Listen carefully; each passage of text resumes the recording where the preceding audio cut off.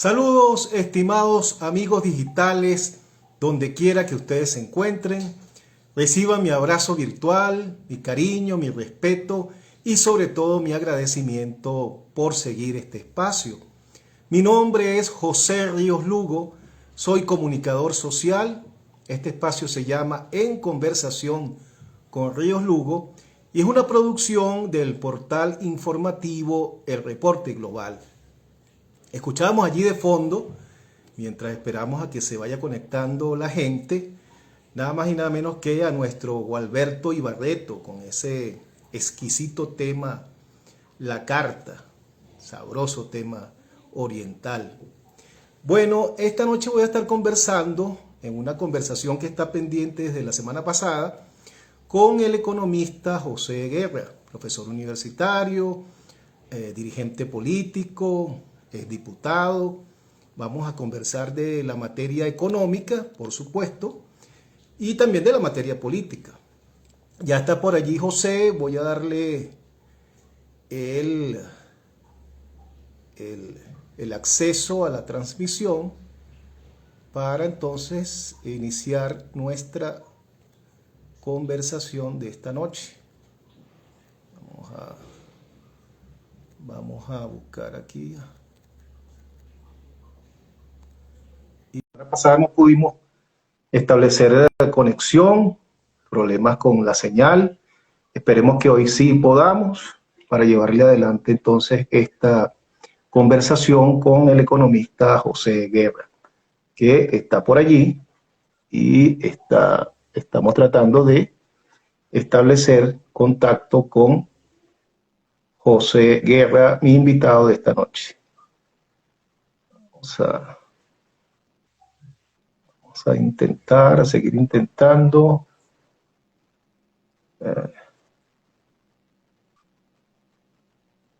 Okay.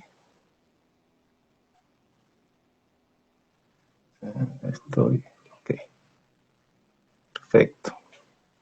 Aquí estamos tratando entonces de establecer el contacto con José Guerra, que está por allí. Sí, José, estoy tratando de darte el acceso aquí a la transmisión.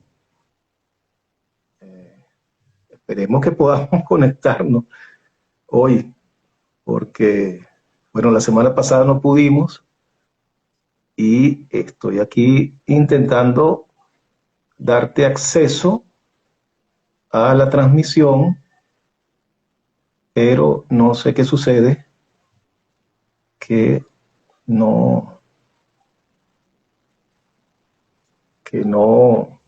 accedes a la transmisión. Vamos a seguir intentando. Sí, bueno, el problema aquí es el servicio de internet que es muy deficiente aquí en Venezuela, como todos saben.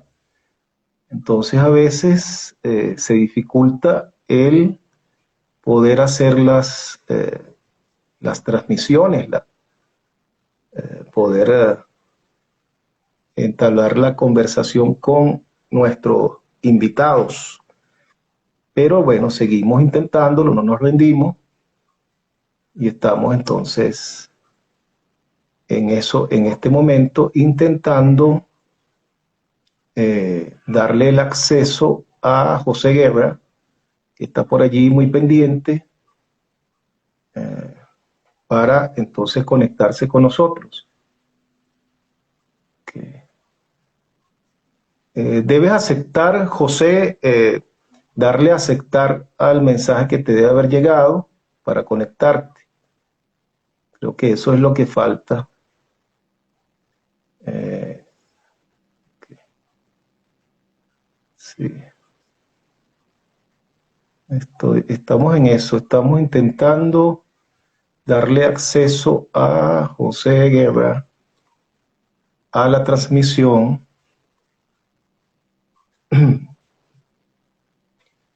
Fíjate, me dice, oye José, me aparece un mensaje aquí que dice que no te puedes conectar. Qué extraño. cuando intento darte acceso a la transmisión, entonces sale un mensajito por allí que dice que no te puedes conectar.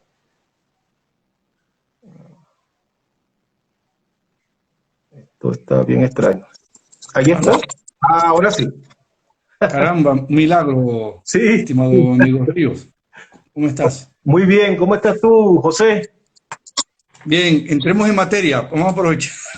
Sí. Aprovechemos que esto está funcionando, compañero, para seguir. Así es. José, muchos temas que conversar contigo, económicos y políticos. Vamos a comenzar con los económicos. Fíjate, se ha hablado siempre de que para que se produzcan cambios económicos en el país que enrumben la economía nacional, primero debe darse unos cambios políticos.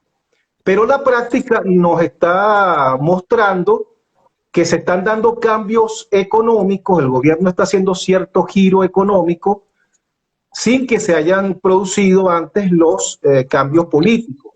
¿Cómo observas tú estos giros en la economía que viene haciendo a partir del año pasado el gobierno de Nicolás Maduro?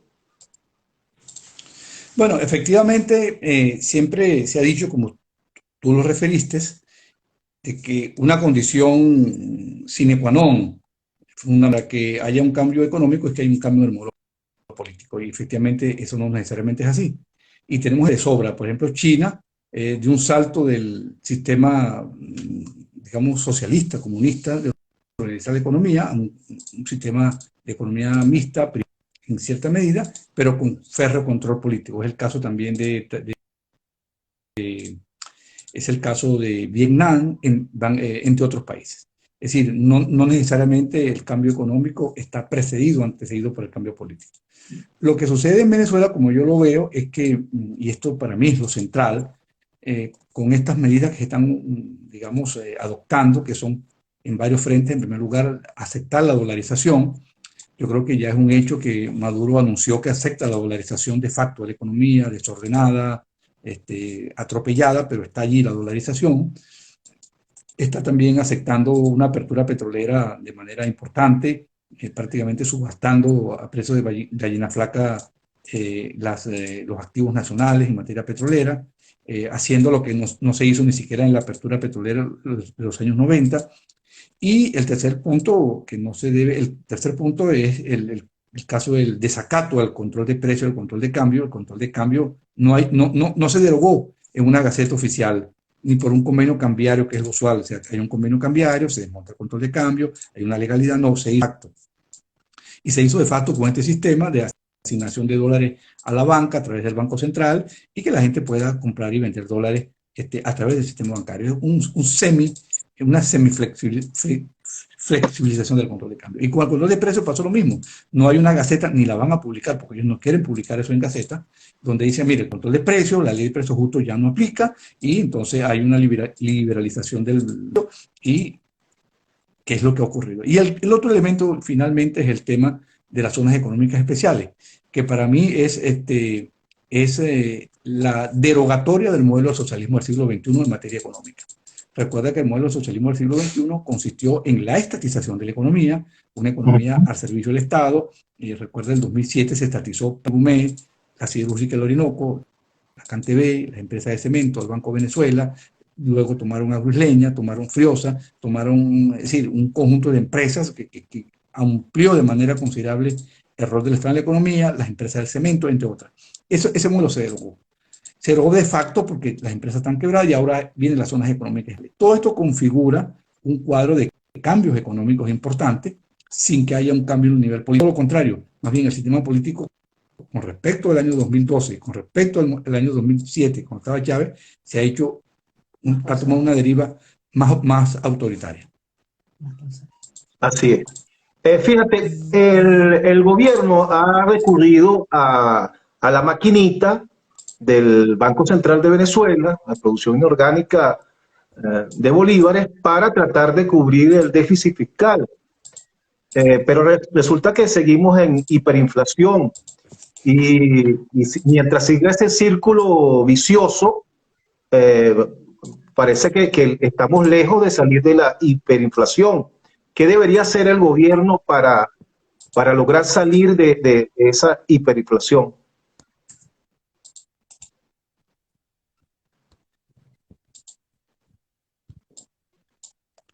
Río, yo no te escucho.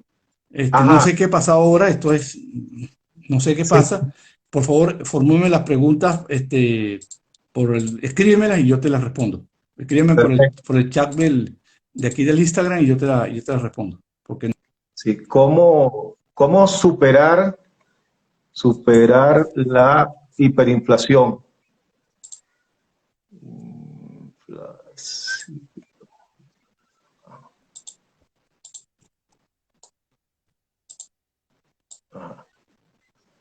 Ahí tiene. No sé si me escucha bueno, aquí ahora. vi una pregunta, ¿cómo superar la hiperinflación? Mm. Porque ¿tú me escuchas a mí? ¿Tú me escuchas? Sí, sí, Escríbeme, perfecto. escríbeme, escríbeme, ¿tú me Ujú. escuchas? Bueno, la Sí. pregunta por favor, me la Ujú. formulas por el chat. Hay una pregunta, es cómo superar la hiperinflación. Bueno, mira, aquí la fórmula es más o menos conocida. Se trata pues de todas las hiperinflaciones, todas las conocidas hasta ahora, que son unas 30 en el mundo, estudiadas, se originan siempre en un déficit fiscal del gobierno financiado por el Banco Central. En Venezuela el agravante de esta situación es el hecho que la hiperinflación y el déficit fiscal vienen en un contexto en el cual el país no tiene acceso al financiamiento externo. Entonces, como no tiene acceso al financiamiento externo, debe recurrir al Banco Central para que lo financie, y esto es lo que ha provocado la hiperinflación. Y la devaluación, entonces el mecanismo es, el Banco Central emite dinero, el público se encuentra con un dinero que no quiere, sale a comprar bienes y dólares, los precios empiezan a subir, la economía se infla, entonces esto requiere más, vuelve a emitir más dinero, se vuelve a devaluar la moneda y ese ciclo es donde estamos ahorita. De manera que para romper esto hace falta financiamiento externo y un plan económico que sea instrumentado preferiblemente por un gobierno de unidad nacional. Hay unos consensos básicos que corten seco el financiamiento monetario del Banco Central por parte del gobierno, reordene las finanzas públicas y ponga la economía a crecer. Y esto requiere financiamiento externo, porque si no hay financiamiento externo, lo que va a ocurrir es que se va a tener que apelar al Banco Central y eso va a dejar viva la hiperinflación. Entonces, financiamiento externo, ordenación fiscal y reducir lo más que se pueda el tamaño del Estado de la economía, que fue lo que nos trajo hasta acá, un Estado gigantesco que se tragó la economía y se tragó a sí mismo y ahora no se puede financiar. Ok. No sé si me estás escuchando ahorita, pero te acabo de hacer otra pregunta sobre la dolarización. Tienes allí una pregunta sobre la dolarización. Yo no te puedo escuchar, no sé qué ha pasado con esto, porque esto es un drama que tenemos aquí con digamos, este programa, pero te pido por favor que me escribas las preguntas por el chat Ok. para yo responderlas. Este, Sí, amigo. Entonces, vamos a hacerlo así, dolarización oficial, eh, a- acaba con la inflación.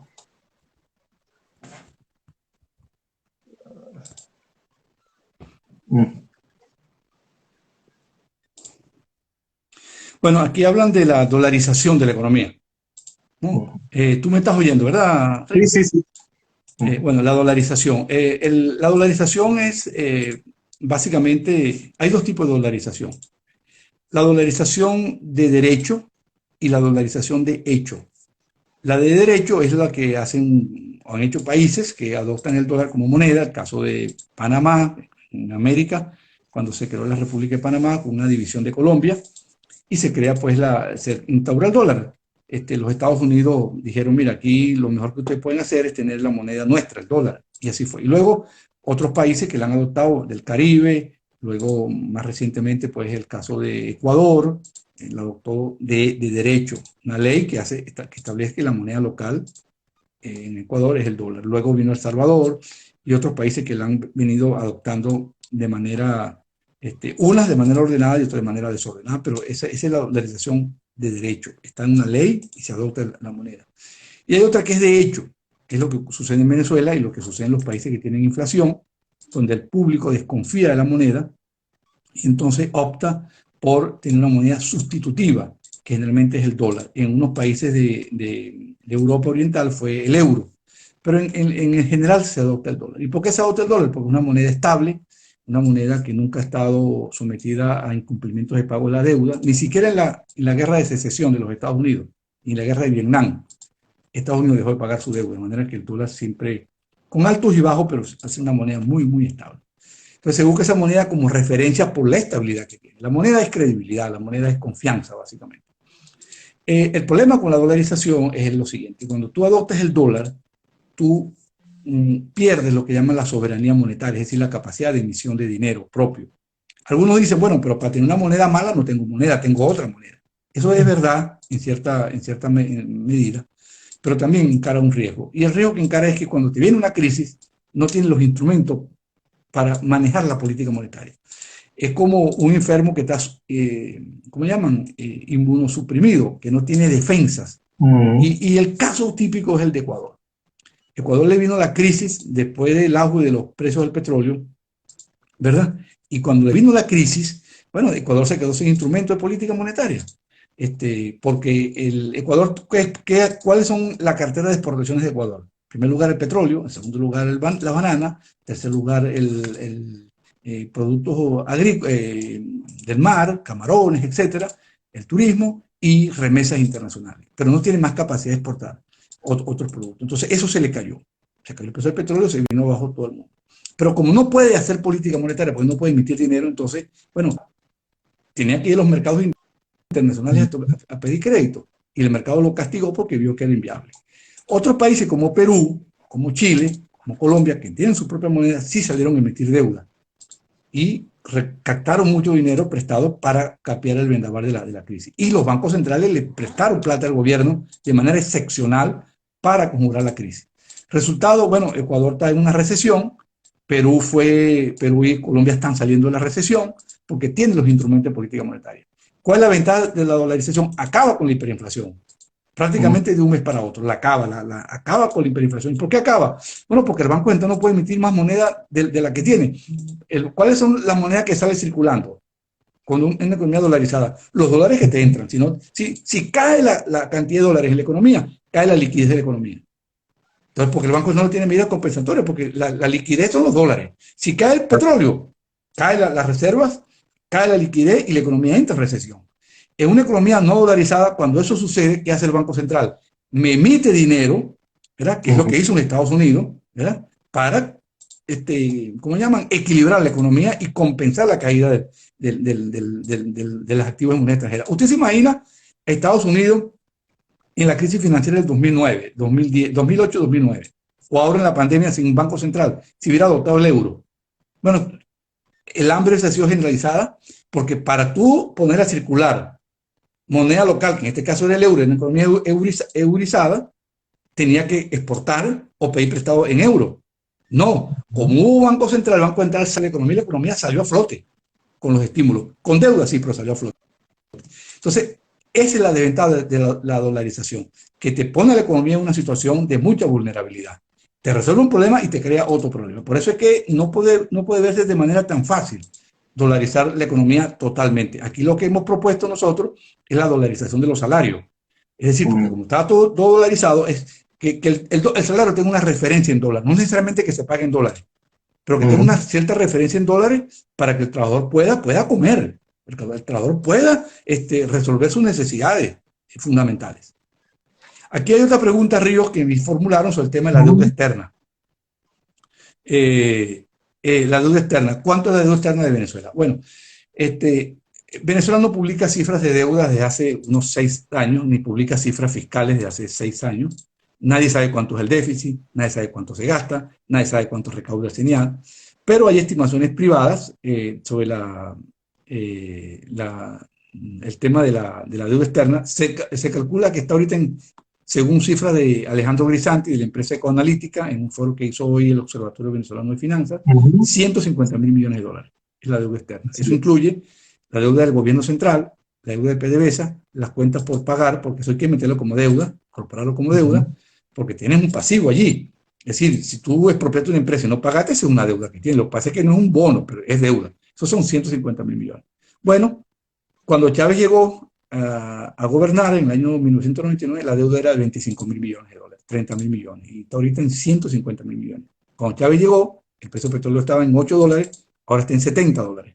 Y llegó hasta en $120 en el año 2012, un año antes que Chávez se muriera. De manera que ha sido una absoluta irresponsabilidad haber endeudado a Venezuela de esa manera, como lo hizo Chávez, y en parte Maduro, porque hay una deuda que no está documentada. Es decir, tú puedes emitir una deuda cuando emites un bono, emites un papel donde dice, mira, la República de Venezuela se compromete a pagar en tanto tiempo, a tal tasa de interés, y eso es un bono. Y está documentado, yo lo tengo, yo soy el acreedor. Pero también hay otro tipo de deuda, la que tienen con Rusia, por ejemplo, por la compra de armas, la que tienen con los chinos por la provisión de servicios. Eso también es una forma de deuda. No es una deuda financiera, pero es una deuda. Entonces, todo eso suma 150.000 millones de dólares. Así Aquí dice, esta pregunta es importante. Rosana Garrido pregunta, ¿es posible la dolarización oficial en Venezuela? Bueno, para que haya dolarización oficial en Venezuela hay que cambiar la constitución. Porque Chávez puso en la constitución, porque fue Chávez que lo colocó, que la moneda es el bolívar. Eso no se ha puesto en Venezuela, sino eran resoluciones, pero no estaba en la constitución, que la moneda era el bolívar. Con lo cual te crea un problema, porque para dolarizar hay que hacer un cambio en la Constitución, o una reforma constitucional, o derogar la Constitución digamos, y adoptar otra, ¿cómo llaman? Hacer una reforma constitucional, pues, que implique un cambio político, ponerse de acuerdo, es decir, todo ese proceso político. Eso se hubiese evitado si no se hace referencia a que la moneda en Venezuela es el bolívar. Me está preguntando Ríos también, las reservas en dólares, ¿en cuánto están? 6.500 millones de dólares. Eso no alcanza ni para pagar un mes de importaciones. Cuando Chávez llegó, las reservas estaban en unos 20.000 millones de dólares y en su mejor momento llegaron a estar en 50.000 en el año 2008, 2009, en pleno, digamos, después de la crisis financiera, que los precios del petróleo se recuperaron. En conclusión, las reservas están en un nivel muy bajo, en un nivel muy limitado. Y esto es una restricción importante para que la economía pueda crecer. Adelante con otra pregunta, amigo Ríos. La inflación, ¿cómo está la inflación? Te pido por favor que me la escribas. Bueno, sobre el tema de la inflación. Bueno, este es otro tema que hay en Venezuela, que tú sabes que el Banco Central dejó de publicar la cifra de inflación y lo está haciendo ahora el Observatorio Venezolano de Finanzas. Antes lo hacía la Comisión de Finanzas, que mutó hacia el observatorio como una figura más institucional, más independiente, más técnica. Y bueno, la cifra que nos están dando a nosotros para el mes de mayo, última cifra publicada, de la inflación es 2.900% en 12 meses, es decir, comparando mayo 2021 contra mayo 2020. Al Banco Central, según lo que publicó, le da 2.600, poco menos que nosotros, pero la tendencia es la misma. La hiperinflación ha seguido. Y bueno, la hiperinflación está cobrando una víctima, que es el salario tuyo, el mío, la pensión. O sea, el enemigo del salario venezolano es la inflación. Y mientras no se resuelve el problema de la inflación, tenemos estos salarios a la baja, ¿no? Terrible la situación del pensionado, del jubilado, con la hiperinflación. Así es. Los ingresos previstos para este año. ¿Cuáles serían los ingresos previstos para este año? A las reservas internacionales, ¿no? Bueno, las reservas internacionales son, como te dije, 6.500 millones de dólares. Una cifra muy baja, esa pregunta la había respondido. Aquí hay una pregunta que es interesante, Río.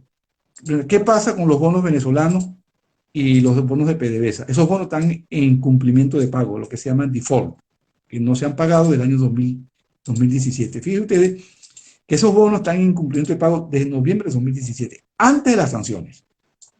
O sea, que las sanciones no fue lo que provocó el incumplimiento de pago. El incumplimiento de pago lo provocó la política macroeconómica y el desastre de Cadivi, de Sencoy, digamos, todo lo que significó pues ese manejo tan absurdo de la reserva del Banco Central, ¿no? Entonces, los bonos están en default y hay muchos venezolanos que tienen esos bonos y que, bueno, no están cobrando desde el año, van para 4 años sin cobrar. Y esto es un serio problema que yo creo que se deben olvidar de que van a cobrar por mucho tiempo porque el país no tiene con qué pagar. Aunque haya un cambio político y económico como el que esperamos, no creo que se pueda cobrar pronto, porque eso tiene que ser un proceso de reestructuración. Un país que tiene un problema de vacunación, que no tiene vacunas, que tiene un problema tan serio, que tiene que gastar dinero en vacunas, yo creo que no puede pagar la deuda este año. Yo ahí coincido con Miguel Rodríguez y con otros analistas que hay que reestructurar la deuda, hay que decirle, señores, a los acreedores, hay que esperar un poco, vamos a reestructurar esto, vamos a poner la casa en orden, vamos a empezar a generar dólares, vamos a primero resolver las necesidades del pueblo venezolano, que es vacuna, alimentación, reactivar la economía, reactivar la industria petrolera, crecer, generar dólares y pagamos, pero no antes, porque, o sea, a mí me dicen, si yo fuese, en mis manos, entre comprar vacunas, comprar alimentos, medicina y pagar la deuda, yo me voy por comprar vacunas y medicina y renegociar la deuda. Decir, sí la vamos a pagar en el momento que corresponda pagarla, pero no en este momento. Y los acreedores tienen que tener una comprensión de eso. Y creo, inclusive, fíjense ustedes cómo han cambiado el mundo, que el Fondo Monetario Internacional está de acuerdo con ello, de que no se puede pagar la deuda en este contexto.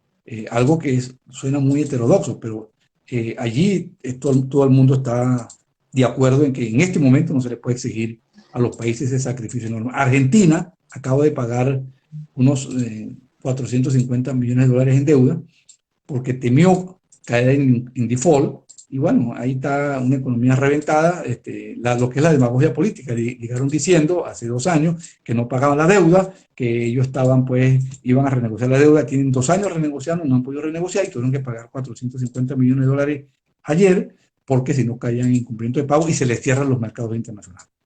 Así es. Estamos conversando con José Guerra, pero Aquí por están chat. preguntando... hay muchas preguntas, Ríos. Aquí hay una pregunta que también es interesante, que dicen sobre el proceso de, la reconversión monetaria a la par del dólar, como Argentina. Argentina no hizo una reconversión monetaria propiamente. Ajá. Eso adoptó una caja de convertibilidad. ¿Qué es una caja de convertibilidad? Es que tú fijas el dólar, el precio de tu moneda. Tú no dejas de emitir tu moneda, tú sigues emitiendo tu moneda, pero la fijas en una tasa constante que no se puede evaluar hasta que cambie la ley durante un tiempo. Y la relación generalmente es 1 a 1. Y 1 a 1 para facilitar el cálculo, para facilitar las transacciones. Entonces, la caja de convertibilidad en Argentina funciona de esta manera. El gobierno, para emitir un peso, tenía que tener $1 en la caja. Entonces, evidentemente, eso le daba mucha fortaleza a la moneda, al peso argentino. El problema vino cuando el gobierno empezó a gastar, no tenía los pesos, ¿verdad? Entonces empezó a endeudarse. Y como la inflación en Argentina, aunque estaba el dólar, la hiperinflación cayó en 2 meses, pero no cayó tan rápido. Entonces los precios en Argentina eran muy, muy, muy elevados con respecto a Estados Unidos. Entonces la gente iba prácticamente a hacer mercado en Miami. Eso agotó las reservas, el país empezó a endeudar y bueno, tronó la caja de convertibilidad. Y bueno, fue caótico aquello de la Rúa, cuando tuvo Argentina 3 presidentes prácticamente en 2 años, en inestabilidad, porque la convertibilidad funciona si el gobierno hace un ajuste. El gobierno dice, señores, yo no puedo gastar lo que no tengo, porque lo otro es pedir prestado. Tú ganas 100 y quieres gastar 200, ¿qué hace? Bueno, o saca de lo que tienes ahorrado o pide prestado, no tiene otra, así pasa con los gobiernos. Entonces empezaron a emitir deuda, no pudieron pagar la deuda, vino la hecatombe, colapsó la caja de convertibilidad, la gente cuando fue a cambiar sus pesos, no habían los dólares, empezó el descontento y se acabó la caja de conversión. Hay gente que ha planteado esto para Venezuela, yo lo veo como una medida extrema. Eso se parece a la dolarización, pero no es dolarización. ¿En qué se parece? En que se parece en que baja la hiperinflación, o acaba con la hiperinflación. La diferencia está en que tú puedes emitir tu propia moneda. Esa es la diferencia. Entonces, muchas personas lo ven como un paso intermedio hacia la dolarización, pero no es exactamente la dolarización porque tú sigues teniendo tu propia moneda. El problema es que la relación con el dólar es estable, fija, no se puede evaluar la moneda porque está por ley, y además de ello enfrenta el problema pues de que tú puedes decir la tasa de cambio del dólar del dólar con el bolívar es 1 a 1, Y yo tengo los bolívares, digo, yo voy al Banco Central a cambiar. Cuando yo empiezo a ir al Banco Central a cambiar mis bolívares por dólares, porque no tengo confianza en el bolívar, tengo confianza en el dólar. Y ahí vienen los problemas de la caja de conversión, tal cual pasó en Argentina. Así. Aquí preguntan que si la deterioro de la Argentina es igual a Venezuela. No tiene nada que ver. Argentina es el campeón del populismo en América Latina y la responsabilidad fiscal, pero tiene una situación ventajosa con Venezuela. Ahorita no tiene la crisis de Venezuela, tiene algo más de reserva, un país que exporta todavía. Y ahí usted tiene un problema, por cierto. Tiene un problema con la carne, su principal producto de exportación. El gobierno prohibió la exportación de carne, pues como tiene mucha inflación, entonces dice que es porque no hay carne en Argentina, porque exportan la carne al mercado internacional. Esto es un grave error, prohibir esto. ¿Y de dónde vienen los dólares entonces para la economía si no exportan carne? Exacto. Es un problema serio en la cual Así está es. metido Argentina ahorita. Dice Ríos, preguntas sobre la producción petrolera. ¿Cuánto es la producción petrolera de Venezuela? Bueno, eso se conoce por la cifra de la OPEP, porque el ministerio, si tú quieres hacer una prueba ahorita, entra a la página del ministerio o Ministerio de Energía y Petróleo, PDVSA, y va ni siquiera cifra de precio. Eso se conoce por las cotizaciones internacionales de los crudos, lo que llama el West Texas Intermediate, se le resta unos 5 o 6 dólares, tiene el precio de Venezuela. Y la producción petrolera se conoce por la OPEP, por la cifra de la OPEP.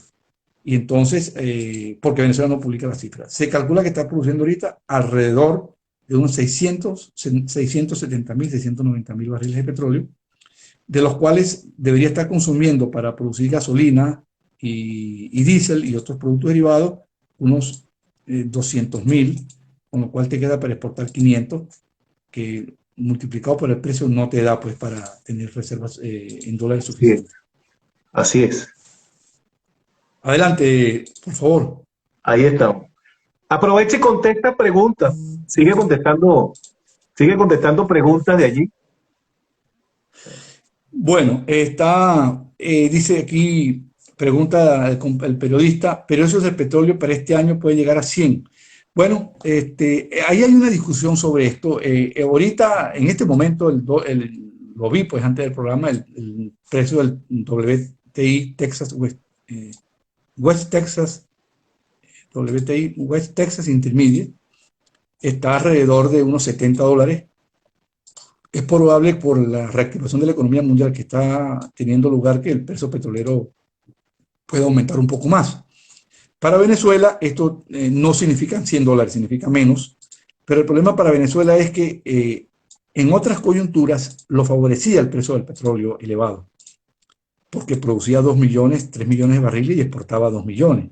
Ahora, tú puedes tener un precio de 100, pero si exporta 200.000 barriles, como si se benefician Arabia Saudita, Kuwait, Emiratos, Qatar, Argelia, que son los grandes productores, y los propios Estados Unidos y Rusia, que es el gran beneficiario de la OPEP, sin ser miembro de la OPEP, México, los productores y exportadores. No es el caso de Venezuela. Venezuela tiene una leve recuperación porque no tiene suficiente exportación. Si se recuperan las exportaciones y el precio llega a 100, ahí sí entrarían dólares en cantidades abundantes para Venezuela. Sigue con las preguntas, compañero Río. Sí. Aprovecha para contestar a los que están conectados, que es lo más importante. Exactamente, las personas pues, que han hecho, formulado las preguntas, para eso está el programa, ¿no? Para que, aquí dice alguien, tenemos que esperanza en volver a utilizar papel moneda venezolana como estamos acostumbrados. Bueno, el problema está en que el papel moneda ha venido disminuyendo como medio transaccional por la digitalización de la economía, los medios de pago electrónicos, digital. Es una tendencia universal, pero nunca va a sustituir el papel moneda. De hecho, el primer país que comenzó con la digitalización fue Suecia, y hasta por razones ambientales, ellos son muy orientados en lo ecológico, y tenían un plan para digitalizar totalmente la economía, no lo pudieron llevar a cabo porque, digamos, en las zonas rurales, en las personas de edad que necesitan el efectivo, no están muy actos con el manejo de los teléfonos inteligentes, ese tipo de cosas, y optaron por hacer un enfoque más gradual. Pero la tendencia global es a la dolarización, perdón, a la digitalización de los pagos, y Venezuela ha avanzado en esto forzadamente porque no tiene papel moneda. Esto es importante mencionarlo. El papel moneda es muy caro y la impresión. Un billete en Venezuela de, no sé cuál es el de mayor denominación, 1 millón de bolívares, yo no sé cuánto es. Millón. Eso está costando un billete de eso como 3 céntimos de dólar, más o menos.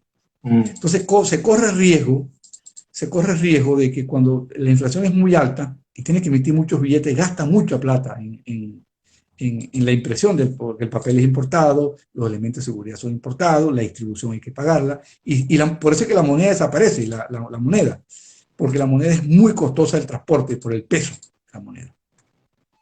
De manera tal que tener papel moneda como teníamos antes, eso ya pasó. Pero no hay forma, o sea, igualmente digo que no hay forma de sustituir totalmente el papel moneda, la moneda de curso legal, el efectivo, porque suponte, pues, un pueblo ahí en Oriente, Río Caribe, Huiria, Táriba, Altagracia, Orituco, las Mercedes del Llano, y si no hay internet, por ejemplo, ¿cómo pagas? Claro. ¿Cómo pagas? O sea, tiene que tener una porción de efectivo. Yo creo que el gran problema de Venezuela es que está haciendo esto de manera muy rápida, forzado por las circunstancias, porque el Banco Central se niega a emitir más billetes y ha cometido un gravísimo error. Y es que no emite billetes en la magnitud, en la denominación que se requiere. Tiene que emitir un billete de una vez. Fíjate, el dólar está en 1.300.000. Perdón, 3 millones. 3 millones. Tiene que emitir un billete por lo menos de 10 dólares, de 30 o 50 millones de bolívares, que equivalgan a 15 dólares, por ejemplo, o más. El billete, fíjate, el billete de 100 bolívares, que era el mayor de mayor denominación en Venezuela, en la época del 430, ese billete, 100 entre 430 eran casi 20 y tantos dólares, 22 dólares. Y eso es lo que hay que tener, un billete que sea equivalente al dólar, porque todo está dolarizado, los precios están denominados en dólares, entonces tú no tienes efectivo suficiente. Y ahí hay otro problema, que como no hay efectivo, entonces el efectivo empieza a encarecerse también y empieza a transarse el efectivo justamente por la escasez que tiene. Así es. Ya aquí respondí precios del petróleo. Aprovecho para, okay, el país ya aquí dice, el país ya lo regalaron a los iraníes, las bombas de gasolina. Bueno, yo no sé cuál es la situación de la gasolina en Venezuela, no estoy allá, pero lo que sí sé es que hay una dolarización de hecho en los precios de la gasolina, 0,90 en muchos estados, el litro, más caro que en Estados Unidos. El galón de gasolina, digamos, ahora en este momento está costando algo así como 2,90, con lo cual el litro está costando 0,70, 0,75 aproximadamente. En Venezuela está costando 0,90, porque lo otro es hacer las colas, y efectivamente esto es un problema muy serio. Aquí preguntan también, antes de pasar a la política, ¿cree usted que los anuncios de Tarek recientes sobre el tema de llevar la producción de gasolina, de petróleo en Venezuela a los niveles que estaban anteriormente, es decir, a 2 millones de barriles? Eso es imposible ahorita. Es decir, si estás produciendo ahorita 700.000 barriles, para llegar a 1 millón tiene que subir 300.000 diarios. Eso significa una inversión por lo menos de 5 mil millones de dólares que no tienes ahorita, en este momento. De manera tal que eso no parece factible, y llevar la producción a 2 millones, eso significa multiplicar por 3, literalmente, los niveles de producción actual. No están los recursos humanos, no están los recursos financieros, no están los taladros, no están los oleoductos, no están los químicos, o sea, no está la electricidad para ello. De manera que esto yo no lo veo factible. Creo que hay que observar detenidamente las cifras de la OPEP en los próximos días para ver si esto es posible. Entonces, formúlame ahora. Entiendo que tú vas ahora a pasar el plano de la política, ¿no? ¿Cuáles son las preguntas más o menos para yo irla viendo? Ahí va. Ahí están. Ahí te acabo de escribir, José. Te acabo de escribir. Aquí entiendo que hay una que dice, pasando el tema político, ¿se debe participar en las regionales del 2021 de noviembre? Bueno, este es un tema álgido. Yo, Sí. como tú sabes, pues soy físico y yo me acojo pues a la disciplina, pero en términos personales, yo siempre he sido proclive a la participación. Creo que la no participación me parece a mí que ha sido un error y entiendo que el tema de las condiciones, yo entiendo eso perfectamente. Pero si tú, como mucha gente caracteriza al gobierno y le tiene una forma de caracterizar al gobierno como una dictadura, etcétera, tú no vas a esperar que el gobierno te dé las condiciones. O sea, no te las van a dar nunca. Bueno, eso lo conquistas tú en la calle, peleando, luchando, activándose, como se está haciendo ahorita. Hay un recorrido, eventos todos los días. Así que se ganan las condiciones electorales. Eh, Ahora, hay un sector de la oposición que es abstencionista militante, lo que llamamos militante. Eso es decir, en su política se basa en un solo principio. Es provocar, o mejor, que venga una salida de fuerza motivada por el extranjero. Eso no va a ocurrir. Eso no va a ocurrir.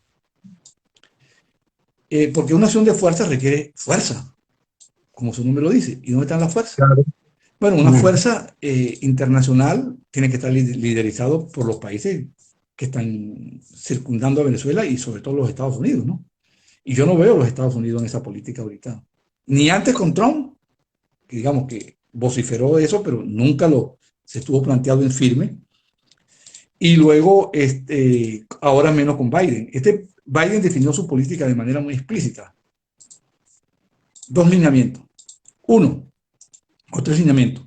Ataque frontal al coronavirus, el cual ha tenido éxito. Se va a ver el día 4 de julio si logró cumplir la meta del 70% de vacunados. Estados Unidos es el país que más ha vacunado después de Inglaterra, Israel. Pero aquí se ha hecho un esfuerzo fundamental por la vacunación. Segundo, reactivar la economía, para lo cual se llevó un plan masivo de inyección monetaria, subsidio, que ahora se está buscando cómo quitarlo porque ahora está sucediendo que la gente que está recibiendo plata no quería trabajar. O sea, por eso es que no baja. O sea, hay un concepto que se llama la participación laboral. La tasa de participación laboral está cayendo, pues la gente se queda en la casa y no quiere trabajar. Y cuando el coronavirus, las madres se quedaron cuidando a los niños en la casa, principalmente, y no dieron de la fuerza de trabajo. Resolver ese problema. Y el tercer lugar, el nuevo enfoque en política internacional, buscando más aliados en la Unión Europea, extendida la cumbre que se hizo ahora en Inglaterra, incorporando a Corea del Sur, a la India, a Australia, entre otros países, para hacer frente a China y a Rusia, en el cual Venezuela ya pasó a ser, no es la prioridad que se veía antes cuando Trump, porque el enfoque de Estados Unidos es más buscando una salida negociada conjuntamente con Europa. De manera tal que esa fuerza invasora, como la llamamos, de intervención humanitaria, militar, como sea, no está planteada. Entonces esa política que se basa en recurrir a otros, yo no le veo ninguna posibilidad en Venezuela. La solución está en Venezuela con la cooperación internacional, con la Unión Europea, con Estados Unidos, los países latinoamericanos, pero pensar que una acción de fuerza va a resolver los problemas, yo no lo veo de esa manera. Y la otra tesis es la que planteamos nosotros, que es una tesis de salida política a la crisis, una negociación política, que te lleva a otro tema, el tema del reconocimiento. Hay gente que dice que el chavismo hay que exterminarlo y prohibirlo, proscribirlo, perseguirlo, llevarlo a la Haya. Eso es ensoñación, eso es ilusión. Eso no tener los pies en la tierra. Eso fue lo que trató de hacer Chávez con los ADECO y no pudo, y con nosotros y tampoco pudo. Y fíjense ustedes lo que son las cosas de la política y de la vida. En Alemania prohibieron el nazismo después que salieron derrotados y arruinados la Segunda Guerra Mundial, y lo prohibieron. Y ahora hay un partido que se llama AfD, que se llama Allianz for Deutschland, que es la Alianza por Alemania, que se parece a los nazis. No dice que son nazis, pero se parece. Entonces, cuando tú prohíbes, ahí lo que hace es que le da los incentivos y hasta por curiosidad le despierta a la gente la idea de que por lo prohibido que es. Entonces, el socialismo y el régimen madurista y chavista no se derrota prohibiendo, se derrota con una política diferente y haciendo un gobierno diferente, que fue lo que hicieron los países europeos después de la Segunda Guerra Mundial, cuando tenían ahí la amenaza de la Unión Soviética y aquellos grandes partidos comunistas de Francia, de Italia, de Alemania. Bueno, ¿cómo derrotaron el comunismo en Europa?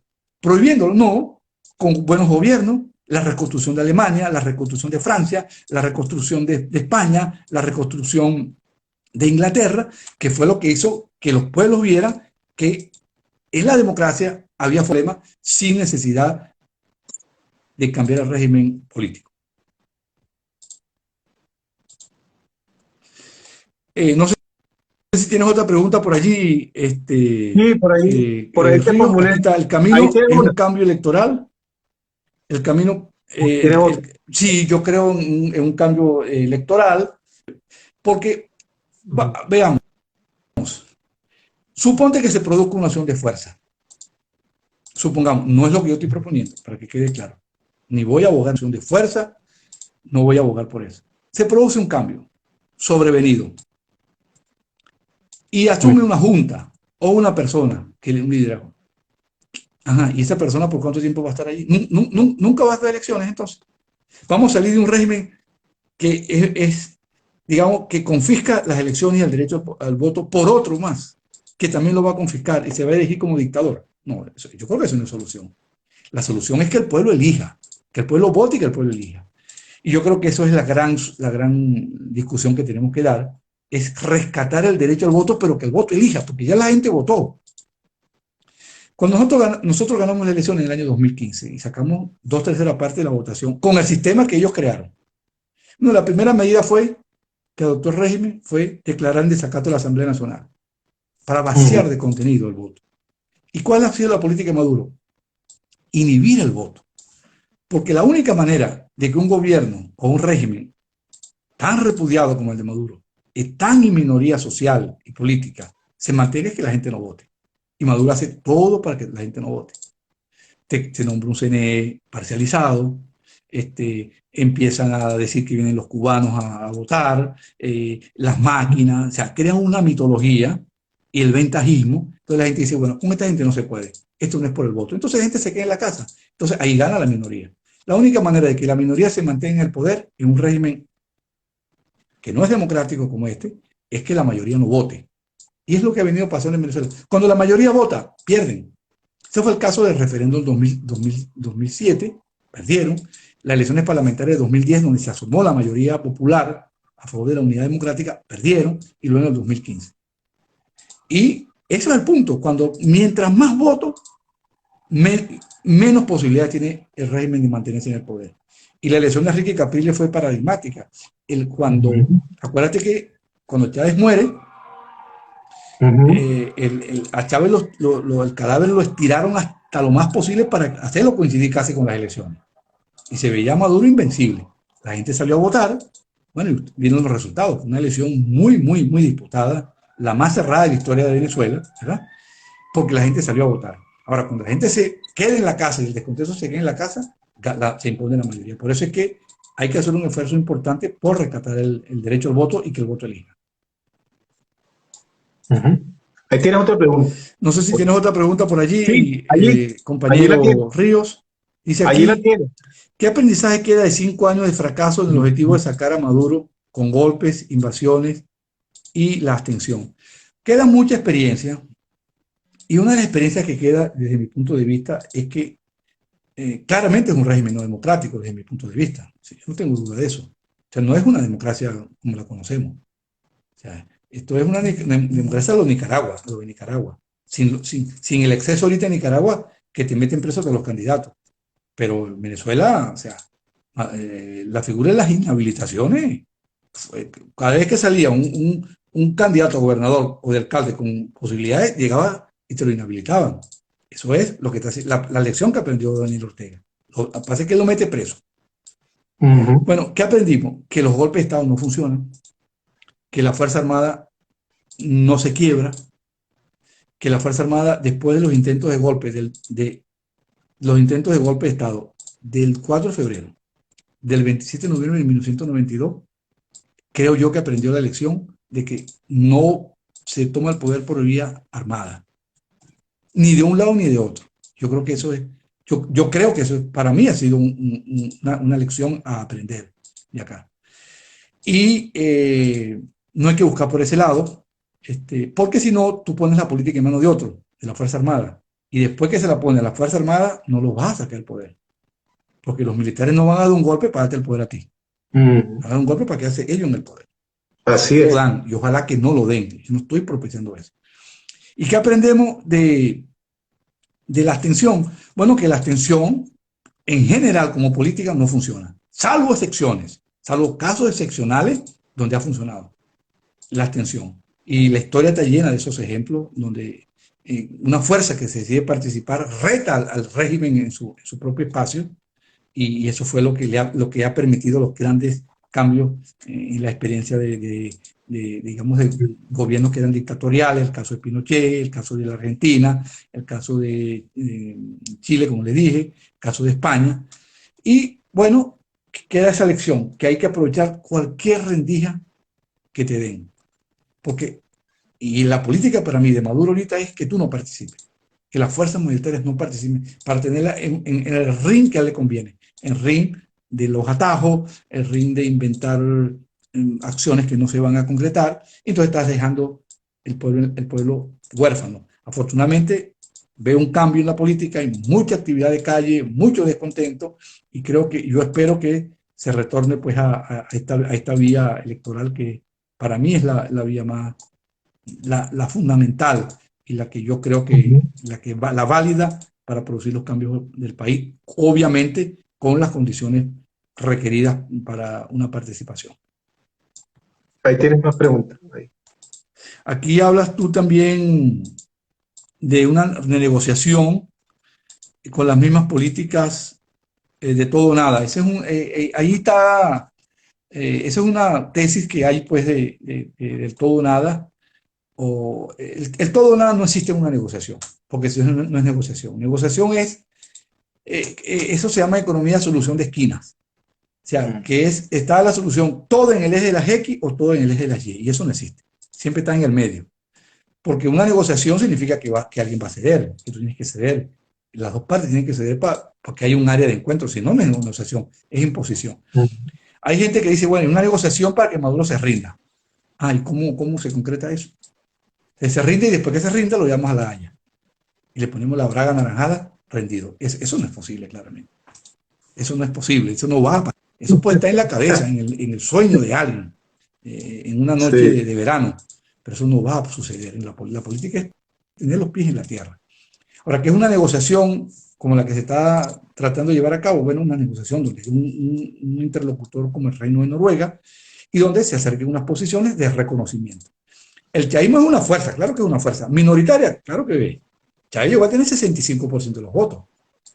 Ahorita esa fuerza, si la gente vota en una elección transparente, para mí no saca más del 30%, 25% máximo. máximo, si la gente vota.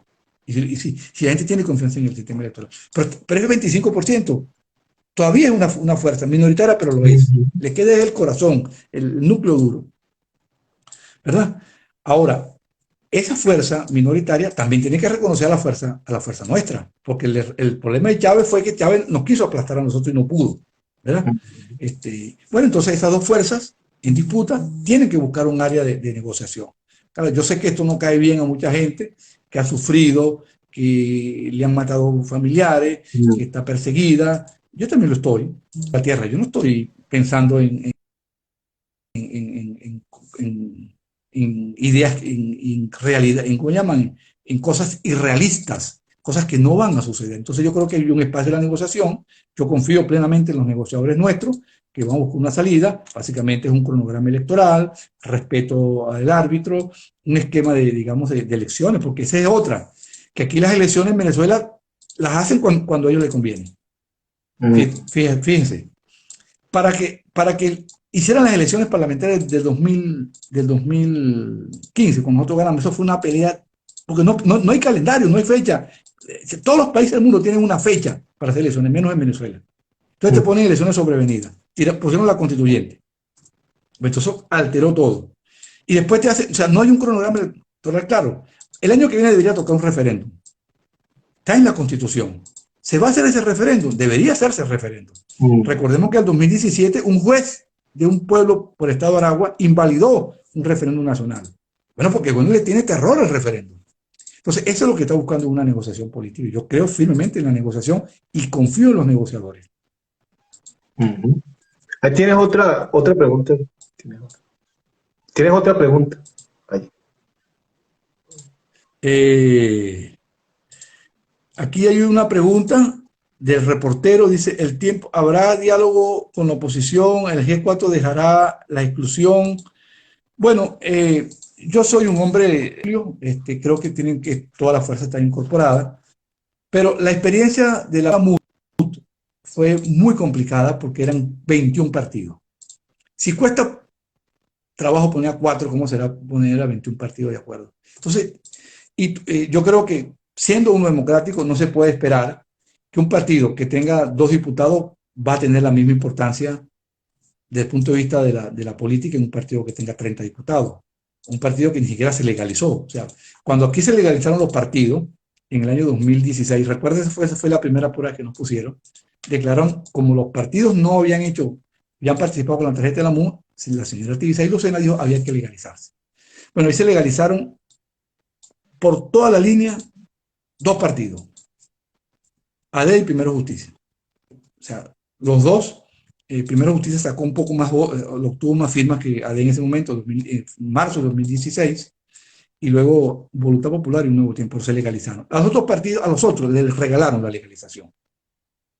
No tenían la estructura para legalizarse. Legalizarse cuesta, recoger el 1% de la firma, el 2, el 3, eso es un esfuerzo muy grande, muy grande. Te ponen los puntos separados, te ponen en las casas del PSV, son pocas mesas, hay que hacer un esfuerzo muy grande para legalizar. A los demás partidos, la verdad, le regalaron la legalización y a nosotros después nos la quitaron.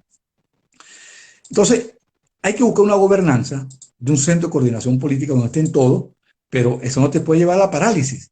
En la MUD, por ejemplo, un partido, no sé si estoy ofendiendo a nadie, gente emergente que no existía, te paraba una decisión. O sea, hay que buscar una manera de buscar la gobernabilidad.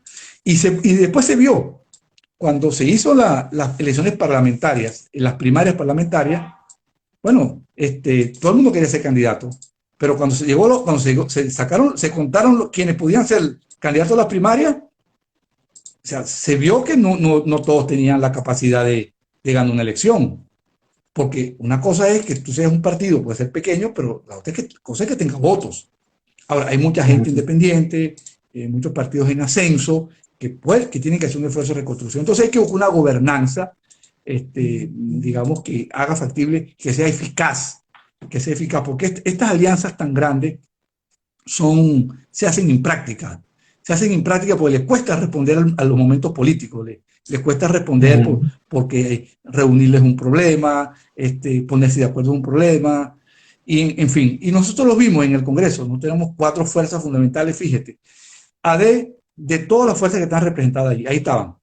AD, Primero Justicia, Voluntad Popular, Nuevo Tiempo, la Causa R, Avanzada Progresista, estaba el 20 de María Corina Machado, los que participaron, y otros grupos pequeños, y de algunos independientes. Bueno, en número de tarjetas, en número de diputados, los Primero Justicia y AD tenían casi el 50%. La primera fuerza de Primero Justicia, después AD, Voluntad Popular y Nuevo Tiempo. Porque es que, digamos, partidos inclusive que tienen tiempo, sacaron 2 diputados. Y usted vio las elecciones de ahora, del año pasado, y volvieron a sacar los mismos 2 diputados. Entonces tú no puedes pensar que un partido que saca 2 diputados vaya a tener la misma importancia en una negociación que un partido que tenga 30 diputados o que tenga el 5, 6, 7 u 8% de la votación. Entonces eso hay que buscar la manera. Y este es el problema de las alianzas políticas en los países que están fragmentados. Que cuesta, la gobernabilidad cuesta mucho. Ahora imagínate tú, Río, un gobierno que se hace gobierno con una coalición tan frágil. Le cuesta gobernar. Les cuesta mucho gobernar, y eso creo que hay que repensar a Venezuela en ese sentido. Yo creo que hay una ley electoral más estricta. El partido que no saque una votación por dos periodos consecutivos elevada tiene que desaparecer. Hay partidos, no sé, pues no voy a nombrar, pero hay partidos que tienen 40 años y tienen, aún con una población mucho más grande electoralmente hablando, tienen menos votos en términos absolutos que lo que sacaron en el año 1983, 85, 84 o en los 90. Entonces, o sea, esos proyectos están cancelados históricamente, están cancelados. Se mantienen por una sigla, porque la sigla le permite negociar, etcétera, ¿no? La tarjeta, tú sabes, ¿no? Pero son proyectos que están cancelados históricamente. Entonces, hay que buscar una gobernanza distinta en materia de la unidad política en el país. Así es. Aquí estás planteando tú, yo creo que ya esta sería la última pregunta. Me dan las gracias por la participación. Y bueno, sí, muchas gracias. Bueno, hemos abordado muchísimos problemas, pues los temas económicos, los temas políticos. Te digo pues que estamos ya en momentos para adoptar una decisión sobre el tema de la participación en las elecciones o no participación. Yo lo anuncio, yo me voy a acoger a lo que mi partido diga. Yo soy un hombre de disciplina, puedo tener una posición diferente, me acojo a lo que